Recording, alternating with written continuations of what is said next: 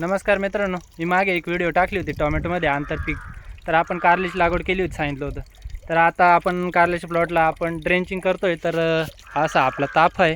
200 लिटरमध्ये आपण लिक्विड काढून घेतलं आणि बादली शिकाऱ्यामध्ये टाकून आणि ड्रेंचिंग चालू आहे. इकडे एक आपला माणूस चालू आहे ड्रेंचिंग करायचं काम. आणि चला मी तुम्हाला कारले दाखवतो कशा पद्धतीने डेव्हलप झाले. तर हे बघा, आपली 8.5 फुटाची गल्ली आहे. त्याच्यामध्ये आपण टोमॅटोची झिकझॅक पद्धतीने लागवड केलेली.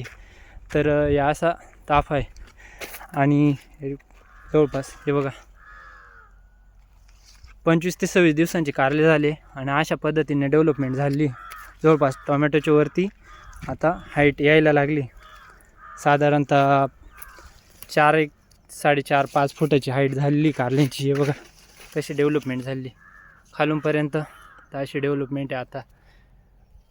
आणि आता इथून पुढे चांगला सूर्यप्रकाश भेटेल, त्यामुळे ते चांगली ग्रोथ धरतील. हे बघा खूप चांगल्या पद्धतीने इम्प्रूव्हमेंट आहे कारल्याची.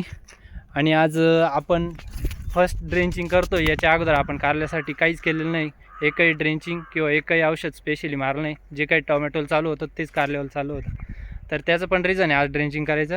आपला टोमॅटोचा प्लॉट आहे 55 ते 60 दिवसांचा झालेला आहे. तर घणोही माल लागलेला आहे. अशा पद्धतीने पिकायला सुरुवात पण झाली. पण मित्रांनो, टोमॅटोला भावच नाही आहे. फुल पिकायला लागलेत. पण याचे पण आता उद्या किंवा परवा तोडा करूच आपण. आणि टोमॅटोचे सध्या भाव खूप डाऊन झाले होते. आपण सांगितलं होतं मागच्या वेळेस का आंतरपीक घेतलं तर आपला बिझनेस घाट्यामध्ये जाणारच नाही. तर असा जर बिझनेस केला मित्रांनो तर नक्कीच आपण फायद्यामध्ये राहू. जर अशी शेती शिकायची असेल आपल्या चॅनलला सबस्क्राईब करा आणि व्हिडिओला लाईक करा. धन्यवाद मित्रांनो. तर जाता जाता एक सांगतो, कारल्याची आपण ड्रेंचिंग करतो आहे. तर कारल्याला आपण आज 200 लिटरसाठी यारा कॉम्प्लेक्स 2 किलो, त्यासोबत मॅग्नेशियम सल्फेट 1 किलो आणि सीवीड घेतलं आहे त्याच्यामध्ये 500 ml. तर याची ड्रेंचिंग चालू आहे.